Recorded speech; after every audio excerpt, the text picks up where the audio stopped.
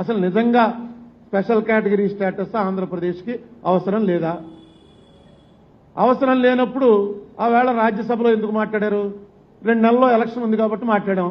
ఎలక్షన్లో బోల్డ్ చెప్తాం, ఎలక్షన్ మేనిఫెస్టోలో బోల్డ్ అని పెడతాం, అన్నీ అందరూ చేస్తున్నారా? అలాగే మేమును అని అన్నారనుకోండి, ఓకే, దానికి కావాల్సిన ఫిగర్స్ ఏంటో చెప్పండి. ఇవాళ అసలు ఏంటి గ్రౌజ్ ఏంటి? మనకు హయ్యెస్ట్ ఇన్కమ్ ఉన్నటువంటి హైదరాబాదు తెలంగాణ వాళ్ళకి ఇచ్చేశారు కాబట్టి టోటల్గా ఆ ఏదైతే రెవెన్యూ ఉందో ఆ రెవెన్యూని పూడ్చుకోవడానికి మాకు ఏమి హెల్ప్ చేస్తారు? ఆంధ్రప్రదేశ్కి ఏమి హెల్ప్ చేస్తారు? ఇండస్ట్రీ మొత్తం హైదరాబాద్కి వెళ్ళిపోయింది, ఎక్సెప్ట్ వైజాగ్ స్టీల్ ప్లాంటు, దాని అలైడ్ ఇండస్ట్రీస్, అక్కడ సీ ఉంది కాబట్టి సీకి సంబంధించిన ఇండస్ట్రీస్ తప్ప మొత్తం ఇండస్ట్రీ కోస్టల్ ఆంధ్ర వాళ్ళు కానీ రాయలసీమ వాళ్ళు కానీ ఇండస్ట్రీ పెట్టాలనుకున్న ప్రతి ఒక్కడికి కూడా హైదరాబాదే గమ్యస్థానం అయిపోయింది. ఈ 40 ఏళ్లలో ఆంధ్ర ఎడ్యుకేషన్ 73లో అయిపోయిన తర్వాత ఈ 40 ఏళ్లలో ఎవడు పెద్ద ఇండస్ట్రీ పెట్టినా 10 కోట్ల రూపాయల నుంచి 1000 కోట్ల రూపాయల వరకు కాస్ట్ ఉన్నటువంటి ఇండస్ట్రీలు ఏ వచ్చినా సరే హైదరాబాద్లో వచ్చాయి. మన క్యాపిటల్ అనుకున్నాం, వెళ్ళాం. ఈవేళ సరే విడదీసేయాలని రూలింగ్ పార్టీ అపోజిషన్ పార్టీ అనుకున్నారు. ఆంధ్రప్రదేశ్ వాళ్ళు దాన్ని ఆపాలని ప్రయత్నం చేసినా ఆపకుండా అవ్వని బిల్లుని పాస్ అయిపోయిందని ప్రకటించి ఓ చిన్న ప్రహసనం నడిపారు. అయిపోయింది. అడిగేవాడు ఎవడు? ఇంకా ప్రతిపక్షం ఇప్పుడు దొంగతనం చేస్తుంటే పోలీసుడు పట్టుకోవాలి. పోలీసు దొంగ కలిసిపోయిన తర్వాత ఇంకేం చేయగలం?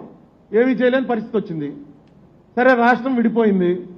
ఈవేళ స్పెషల్ కేటగిరీ స్టేటస్కి రోజుకో మాట చెప్తున్నారు.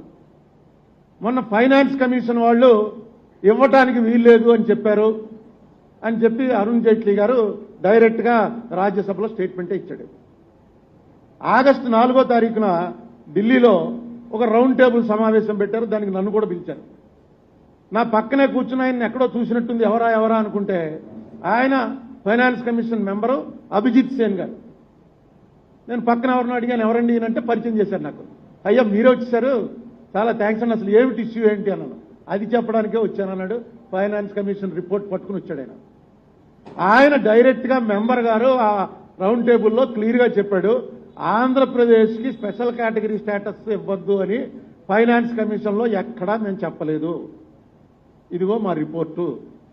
ఫైనాన్స్ కమిషన్ రిపోర్ట్లో స్పెషల్ కేటగిరీ స్టేటస్ ఉన్నటువంటి స్టేట్స్ని ఇక ముందు ఎలా ట్రీట్ చేస్తే బాగుంటుంది, స్పెషల్ కేటగిరీ స్టేట్స్ కాకుండా ఫైనాన్షియల్గా బాగోని వైబిలిటీ లేనటువంటి స్టేట్స్గా చూడండి.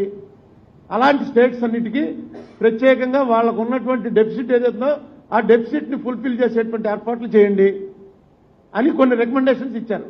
ఈ రికమెండేషన్స్కి బేస్ ఏంటి? 2013 సెప్టెంబర్లో రఘురామరాజన్, తర్వాత అతను రిజర్వ్ బ్యాంక్ చైర్మన్ కూడా అయ్యాడు, రఘురామరాజన్ కమిటీ అనేటువంటిది ఒక రిపోర్ట్ ఇచ్చింది.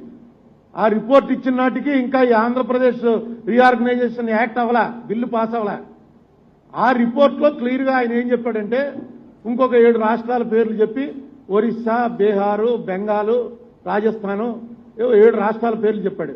అందులో ఆంధ్రప్రదేశ్ లేదు.